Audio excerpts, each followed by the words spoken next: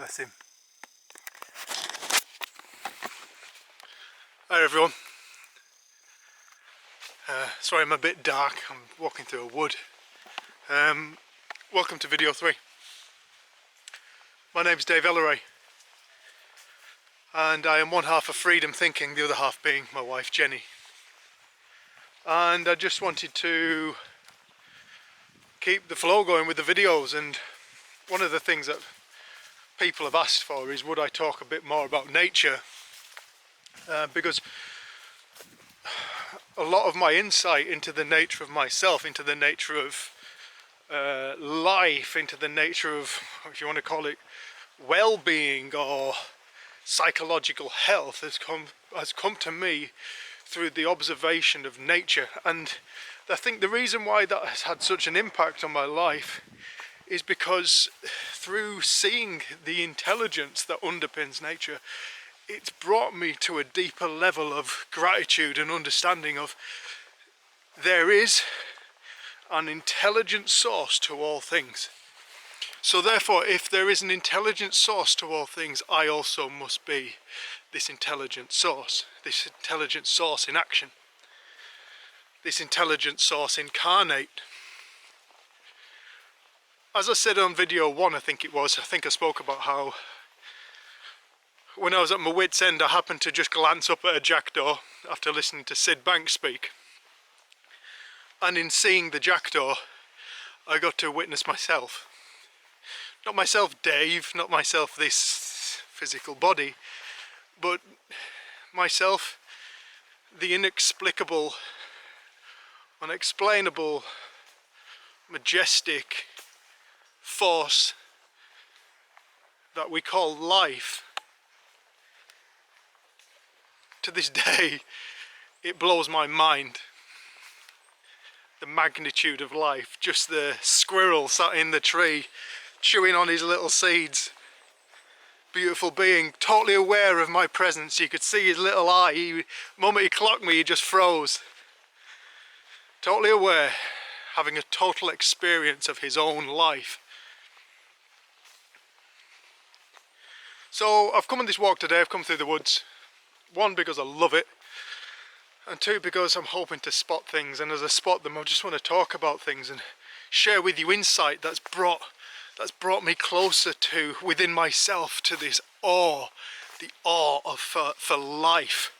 And you know, when we are in awe, we're not in our I know something egoic state. We are in, wow, there's something so friggin' magnificent about existence. And when we're in that state of being, there's no problems. There's no problems. The problems stop. When we're in that state of being, we've transcended all ideas that are holding us hostage. We are just in the presence of wonder and awe for life. So I'm down in Essex at the moment. I'm surrounded by trees. I love trees. I used to be a tree surgeon. I found it increasingly more difficult to do my work when I had my awakening, and I realised that everything is a state of consciousness, and therefore if it's a state of consciousness, it's a state of awareness, and if it's a state of awareness, then it's a state of experience. So if it's a state of experience, it's actually a reality. And ultimately all realities are real and illusory at the same time. It's just infinite reality. That's what nature is. Look at the light on these leaves. Isn't that beautiful? And I can hear another squirrel up there somewhere. And a pheasant making a noise. So, for me personally, what awoke my being to love and coming out of suffering and living a life with more awe and ease was when I started to become aware of the spiritual nature of life. Now when I talk about spiritual, I'm not talking personally, I'm not talking religion. Personally, when I'm talking about spiritual, I'm talking about pre-existing and fundamental force that I cannot, even having had a glimpse experience of it, I cannot friggin' tell anybody what the hell it is. And anybody who has that, touches that space, and they will often come back and say, I can't even talk about that, I can't talk about that, but they know it's real. And I always say that in my experience it was more real than this very walk I'm on right now. A deep loving state. And that's just not even it. It's just, those are just words to try and, saturation is another word I used to use, to try and describe the fundamental nature of life. It's funny, if you look in the Bible, it does say God is love, a very specific statement. God is love, not loving, it is something called love. Now, to me, I don't know what love is.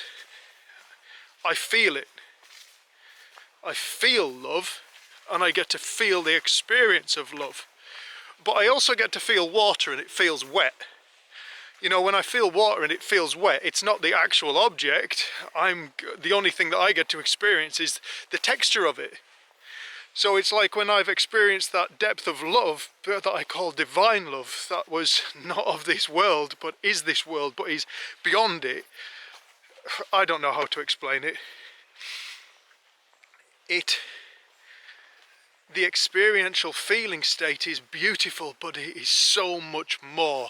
Like water is so much more than just the feeling of wet. It's intelligent.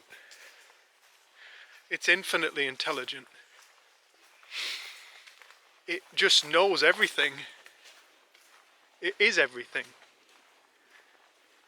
And I wanted to come on this walk just to kind of point out some things that perhaps some people have heard me share this conversation before, but to other people who haven't, I hope it expands our idea of what we think thought is. People tend to think of thought as just their thinking. And you know, the principles is becoming quite dogmatic in many people are saying, oh, well, the principles is just pointing to thought creates feeling. I don't think that was Sid's message at all. That's not been my experience of the principles. Yeah, thought and feeling are one, but let's not stop there. Let's go deeper. Let's start to see, let's see if we can see what thought ultimately is. See if we can get a feel for it. I don't want people to get this with their heads. I want people to feel something. I want people to start to feel awe for the magic that exists within them. I'm stood now in the middle of one of my favourite groups of trees, and it's a load of elms. There's not many elms about. I'm going to point the camera upwards now. Now, I found doing my tree surgery work increasingly more difficult as I started to become aware that trees, it's quite obvious, trees, they are aware of one another. You know, when I look up, and it's probably not so easy to see on this camera, but as I look up, I see very, very, very little of trees touching one another. And I invite people, please go out into your woodlands, your local woodlands, look up, see how trees grow around each other, see how they're very spatially aware. You know, very rarely did I cut a tree that was touching another tree when I was doing my tree work.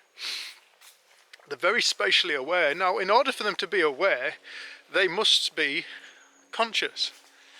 Well, I'm consciousness, you're consciousness, we're all consciousness. So the trees ultimately aren't really any different. They just have a totally different sensory experience to life than the human being or the animal kingdom. But nonetheless, they are perfectly capable of being aware of one another, knowing where each other are and growing around each other. Now, that requires a level of thought. I remember reading in one of my forestry magazines that they discovered that trees think, but they couldn't understand how because they don't have a brain. And I feel like that's one of our fundamental misunderstandings about thought. We assume it must be the product of the brain. The brain comes before thought. My argument is the opposite. No, thought comes before the brain. The brain utilizes thought. Thought has always just been. Thought is the essence of the universe. That's why everything is genius. You know, I'm studying now next to a bramble. Now this bramble here, I'll flip the lens thing down so I can see. This bramble here has thorns on it. Now, I remember being asked a question when I was pulling a thorn out of my hand whilst I was a tree surgeon, and the question was very simple. Why do plants have thorns? Why do plants have thorns? And my answer was quite simple and straight to the point. Well, it was because it's to protect itself. I thought to myself, yeah, that's good, well done, David. These questions I'm going to say now just kept on coming into my mind. And the next question that came in after why do plants have thorns was, but how does it work? And my answer was, well, I touch the thorn or the thorn touches me and I don't like the feeling of it, so you know, I leave the plant alone and I don't want to bother it, you know, and that'll go for other animals as well. You know, after all, we are animals. Humanity is nature. We are nature. We're not separate from nature. We are entirely nature. So the next question was, how does it work? Well, I touch the thorn and I don't like the feeling of it like the rest of the animal kingdom, and we just leave the plants alone. And then the next question asked me to go deeper. It said, but how does it work? So I thought about it for a little while, and what came to me was my biology lessons in school. Thank you, Mr. Metcalf. About how we have a nervous system. The animal kingdom has a nervous system, and this nervous system is attached to the brain. And the brain, with the nervous system, along with our consciousness, allows us to feel the world around us and the world within us. And so my answer was quite scientific, I suppose. I said, well, you know, thorn pierces my skin, it irritates my nervous system, sends a message to my brain, I become aware of it, and before I know it, I've moved my hand and I've left the plant alone. Then the next question came, and this question I wasn't prepared for. And not that I was prepared for any of them, but the next question that came was, but how does a plant of the plant kingdom understand the nervous system of the animal kingdom? After all, it doesn't have a nervous system and a brain like the animal kingdom. So how does it know to produce these thorns? Because without the nervous system, the thorn has zero value. Woodpecker. Without the nervous system, the thorn has zero value. That took me, that blew up kind of, I didn't know what the hell to say to that. And for weeks I tried to figure it out. Hello. Oh my God, we were so lost. We think we're going to be here all night. Oh, you'll be right. This takes us down Lost to people. Pedmarsh. Yep, straight through to Pedmarsh. Yep. Oh my gosh, we Say thought we hello. were here for the night. Say hello. Hi. Thank you. You'll be on YouTube later tonight. Oh, excellent.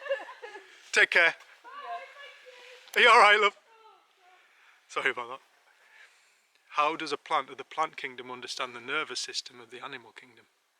It doesn't have a nervous system like the animal kingdom. It doesn't have a brain like the animal kingdom.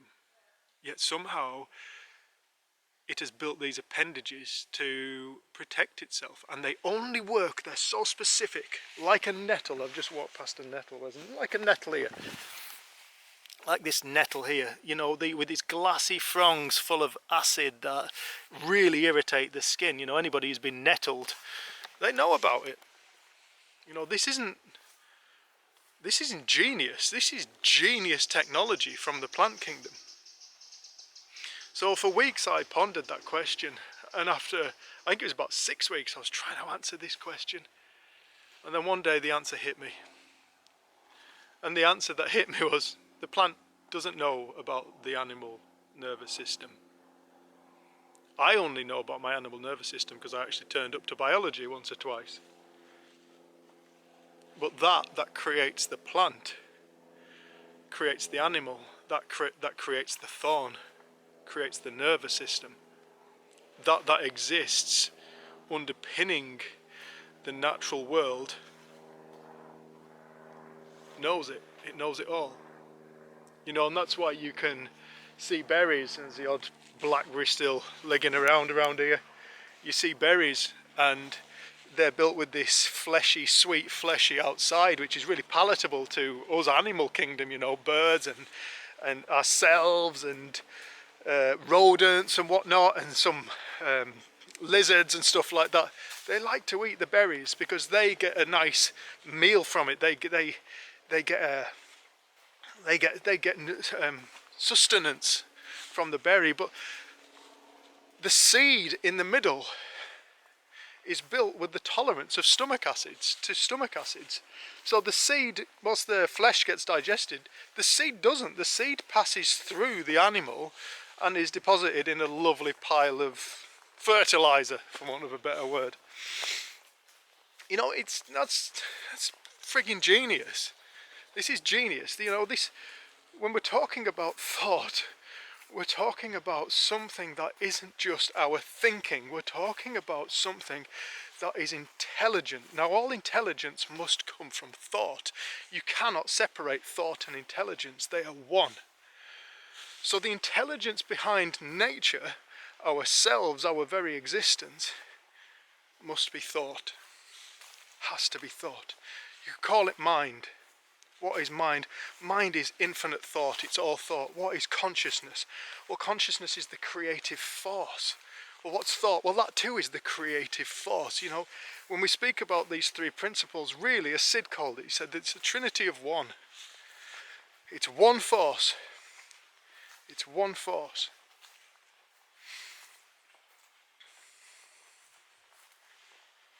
There's so much to see. The more that we look into this, it's like, if you look at these little, some kind of daisy of some description, as we look at those, you know, and these thistly things, I don't know the hell they are, see them about, I don't know their names. You know, these seeds that they produce, they work because of the wind. You know, so built into the seed is the knowledge of the wind, the movement of air molecules, the movement of air molecules. So they release these seeds knowing that the air molecules will do the job of dispersing their offspring. You know, that's intelligent. It's thoughtful. Built into this chlorophyll, this leaf, is the awareness of the sun, which is now the other side of this woodland. But the sun's 92 million miles away. You know, look at all that chlorophyll there. Look at all that chlorophyll. 92 million miles away, the sun from the earth. And yet,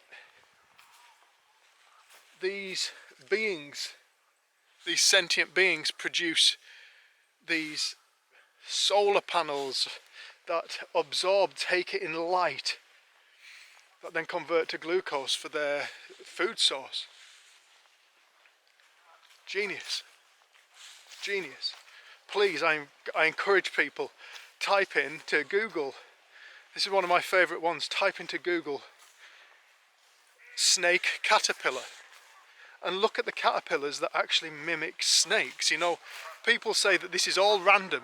Well, I encourage anybody to look at those images of the caterpillar that looks just like a viper and say, is that random?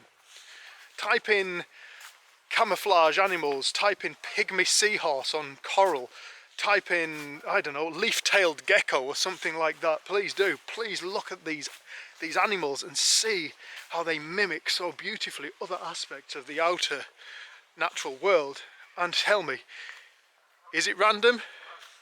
Is it random? Or is it so beautifully orchestrated, and that's why everything works so wonderfully? That's why everything is working so beautifully on this planet when it's in alignment and not being interfered with in a detrimental way. You know, I feel like the lessons that we can learn from our brothers and sisters in the natural world, our tree kin, our animal kin. I look at woodlands now, and I used to thin them, and I used to say, when I was doing my forestry, and I used to be a forester, and I used to thin these trees, and I'd say, oh, it's to produce a healthier woodland. I think that's absolute crap now. I think that argument is flawed. I think it's ruined. I think it's pointless. You know, to me now, there is no greater intelligence or thought power than that creates everything in existence. And if it is being created, then therefore it must be perfect, because it's made out of itself and it's only one. So therefore, if it's only one, it must be perfect. There's no such thing as a wrong tree or a wrong flower. There's no such thing as a wrong human being. None of us are wrong.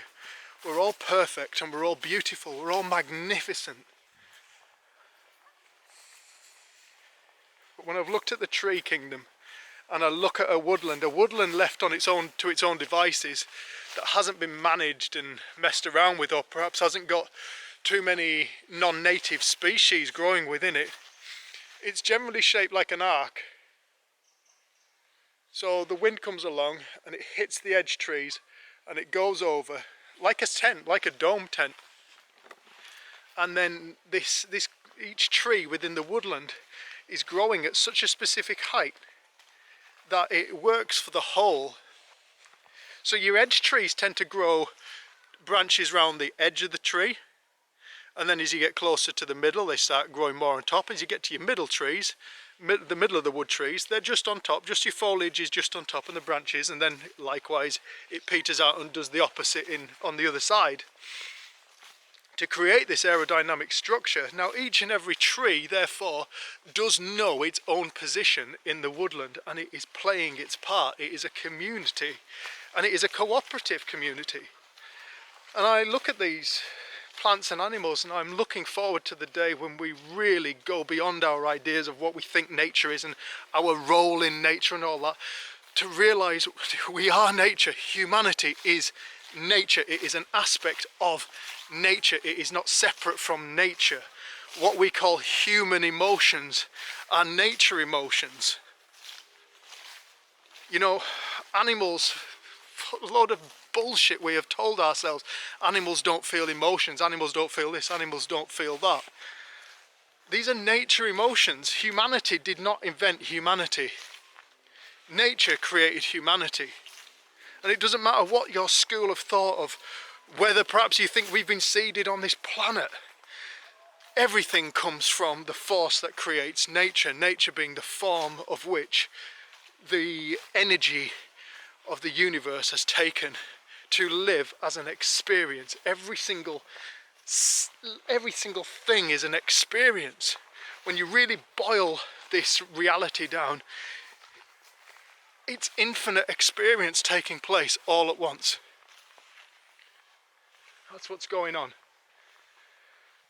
That blows my mind. Infinite experience. Every single insect is a separate reality. Every single plant is a separate reality. Is a state of consciousness, experiencing a reality that is entirely unique to itself. I remember Jenny saying to me one time, she came in and said, I've just been watching an ant, and I realised that ant in that colony, no other ant is having its experience. It can't. It cannot. What an amazing place we live. What an amazing world, universe, thing this reality stuff is. It's the most miraculous event. Nature is beautiful. In Buddhism they say, don't hurt another living being, you're hurting yourself. It's true. We're not separate. That creates the thorn creates the nervous system. That creates the sun creates the chlorophyll. That creates the water creates the fish. That creates the land creates the sea. It's all what science would call energy. Hinduism may call source. Buddhism may call Buddha mind. In Christianity you may call it God. You may call it Allah if you're Muslim. You may call it Hashem if you're Jewish. You may call it quantum field if you're a quantum physicist. If you're an atheist you may call it energy. It doesn't matter, it's all the same thing. It's the source of all of our intelligence. Where does humanity's intelligence come from? The brain? The brain has no power without consciousness. It can't do anything. There's this living aspect to physicality, and we know that because upon departing this planet, the body remains. But the living animating force, what you may want to call the spirit or the soul, the consciousness, them has departed. That's the bit I'm interested in. I'm interested in this force that is animating all of life right now, all around me, all this buzzing reality that's taking place, infinite reality is taking place. And I say infinite because it's all happening in the now. It's all happening in the now. Life and death are now. Reality is born and departing this planetary dimension. It's wonderful. Nature has been one of my greatest teachers. The more I've looked into it, the more in awe I've become. Personally, I can't hurt mosquitoes or midges or anything like that. Why would I want to destroy another living being that's an experience of life just like my own? Different, but just as real. Why would I do that? Why would I harm the plant kingdom? I would do my best, my absolute best, to minimize my harm to any other living being, knowing that.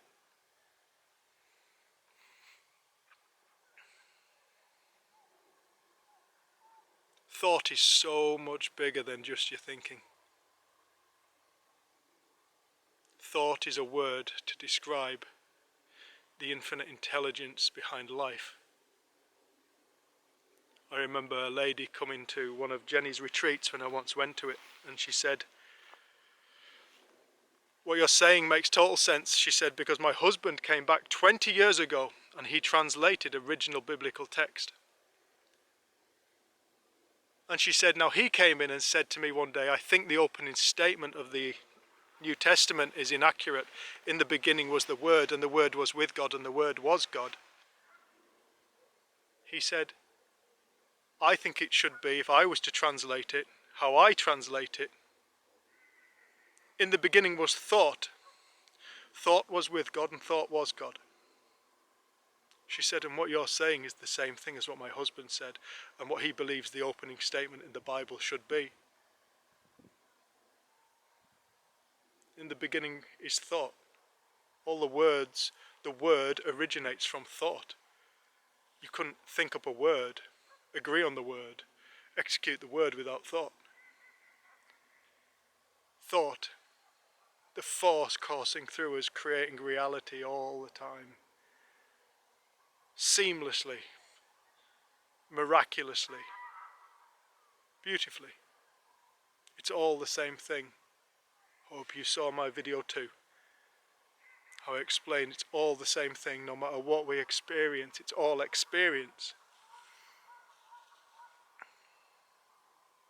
These are just some of the little things that have touched my heart, helped me grow, helped me become kinder and more loving and compassionate towards people and things, other living beings, our other earthly family. I hope you've enjoyed this video. I hope it helps. If Jenny and I can be of service, please get in touch. If you have any questions, please get in touch. We send you all love. Thank you for clicking on this video.